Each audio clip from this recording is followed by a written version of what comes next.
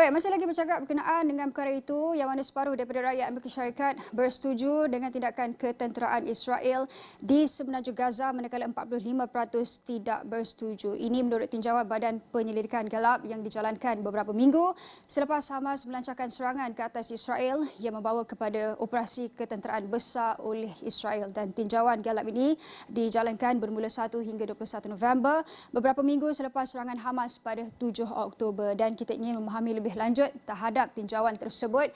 Ini pandangan rakyat Amerika Syarikat terhadap tindakan ketenteraan Israel di Gaza, melihat kepada soalan yang ditujukan kepada rakyat Amerika Syarikat adalah adakah anda bersetuju atau tidak terhadap tindakan ketenteraan Israel di Gaza, yang mana 50% rakyat dewasa Amerika bersetuju dengan tindakan ketenteraan Israel di Gaza manakala 45% yang lain tidak bersetuju. Dan kalau kita lihat kepada kelompok jantina pula, rata-rata lelaki 59% bersetuju dengan tindakan ketenteraan Israel ke atas Gaza dan juga wanita 44% bersetuju. Manakala yang tidak bersetuju pula 37% dan 52% tidak bersetuju bagi golongan wanita. Ini secara khususnya oleh orang dewasa di Amerika Syarikat. Kemudian kalau kita melihat kepada takrifan umur pula, soalan yang sama, adakah mereka bersetuju ataupun tidak terhadap tindakan ketenteraan Israel di Gaza ini. Mereka yang berusia 18 ke 34 tahun ataupun kita boleh sifatkan sebagai golongan belia di Amerika, 30% bersetuju manakala 67% tidak bersetuju dengan tindakan ketenteraan Israel terhadap Gaza.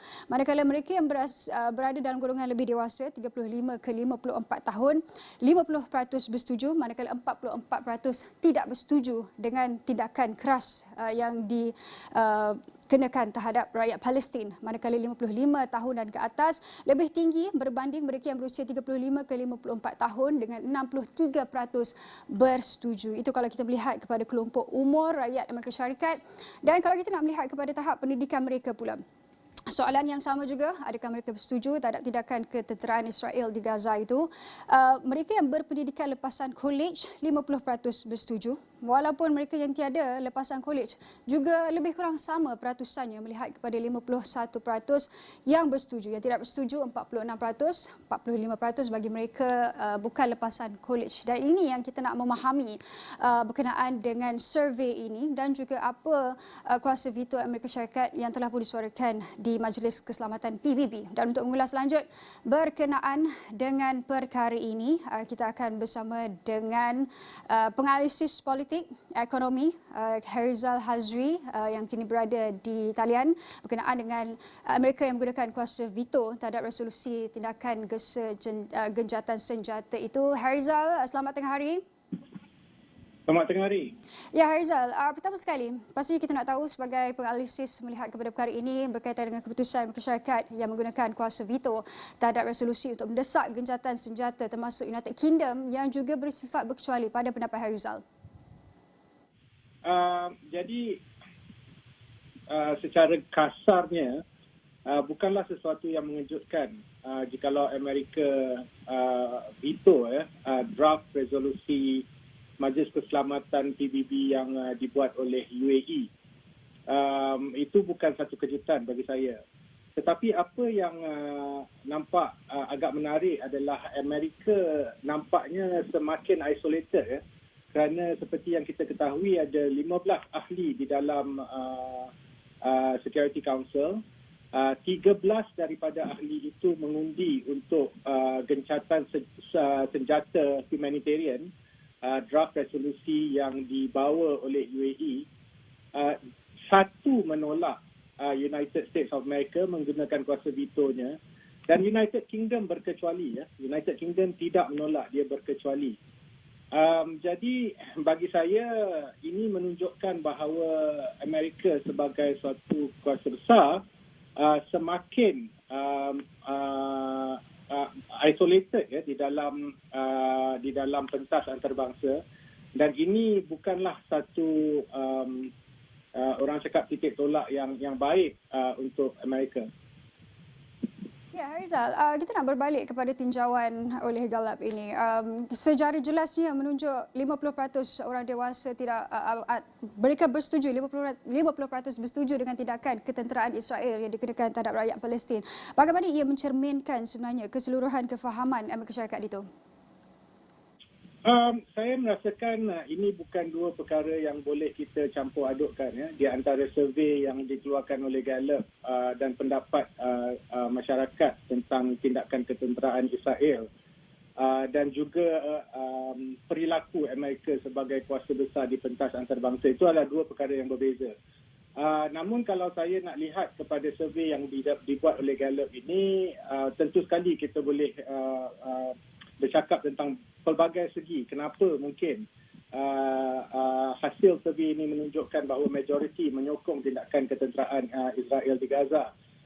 Dan saya rasa soalan yang ditanyakan juga mungkin tidak balance ya, sebab kalau kita lihat tindakan ketenteraan, soalan tindakan ketenteraan Israel di Gaza itu disokong atau tidak, tetapi tidak ada soalan yang bertanya sama ada perlukah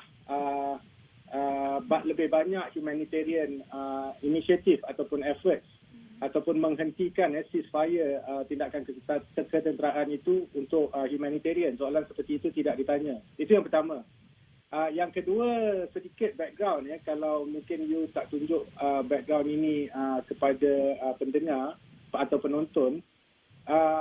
Kalau kita lihat demografi survei Gallup ini menunjukkan bahawa 61% daripada responden yang menyokong tindakan ketenteraan Amerika, rakyat Amerika yang menyokong tindakan ketenteraan Amerika, tindakan ketenteraan Israel di Gaza ini adalah white adults. Dan majority people of color, seramai 64% tidak menyokong tindakan ketenteraan Amerika tindakan ketenteraan Israel di Gaza. Jadi kita ada, kalau kita lihat 64% people with color in America tidak menyokong berbanding dengan 61% white adults di Amerika yang menyokong.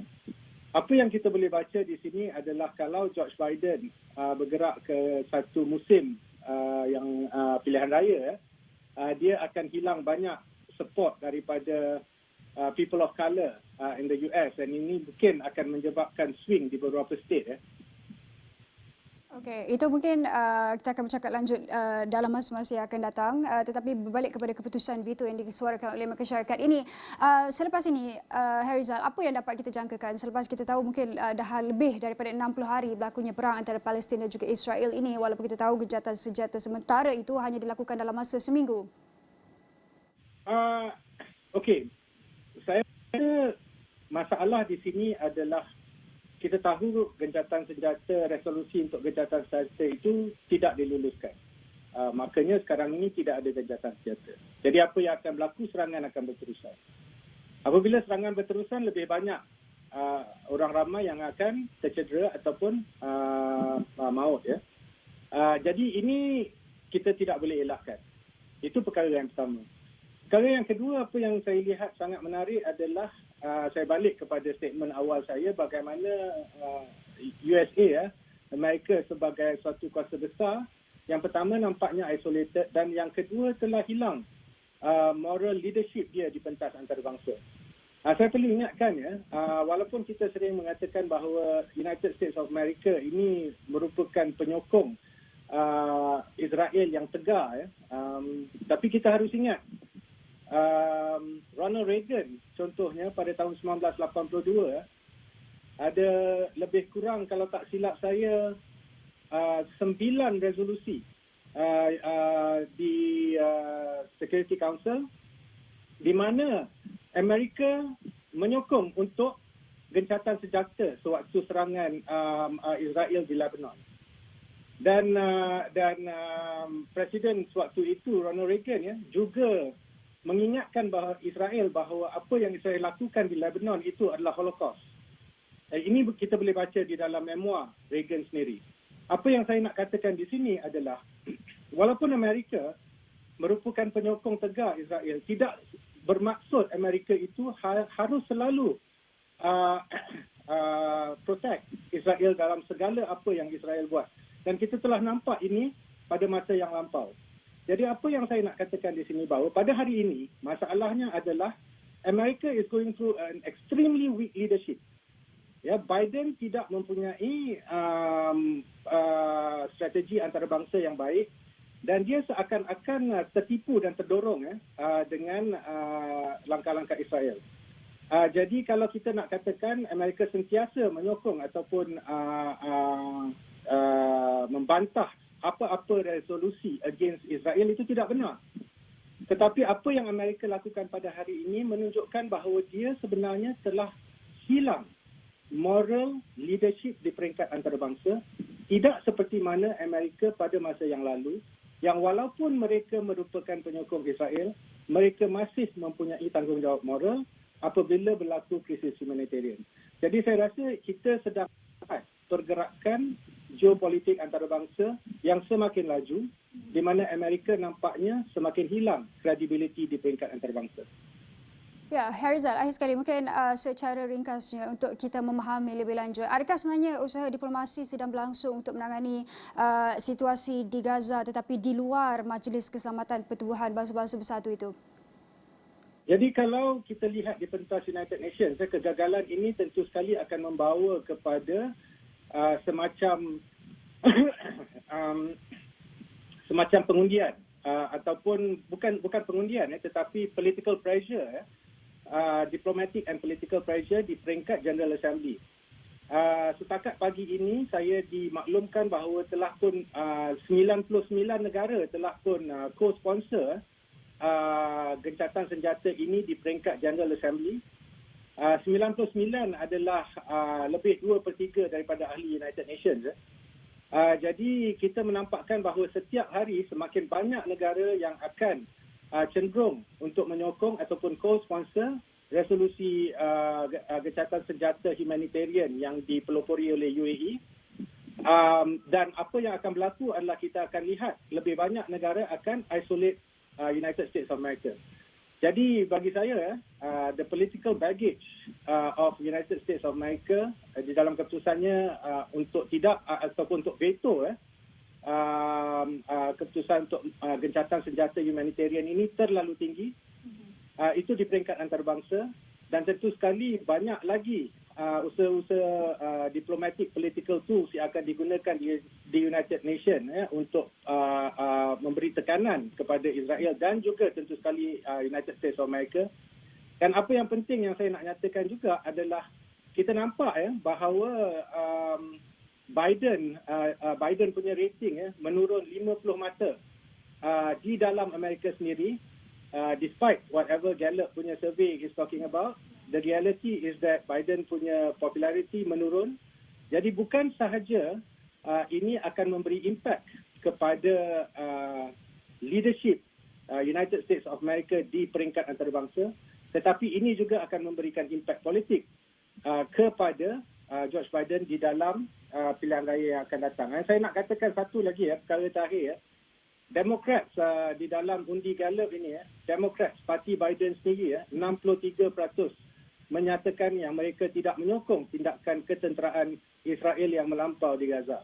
63% berbanding 36%. 71% Republicans yang menyokong tindakan ketenteraan melampau Israel di Gaza berbanding dengan 23%. Okay.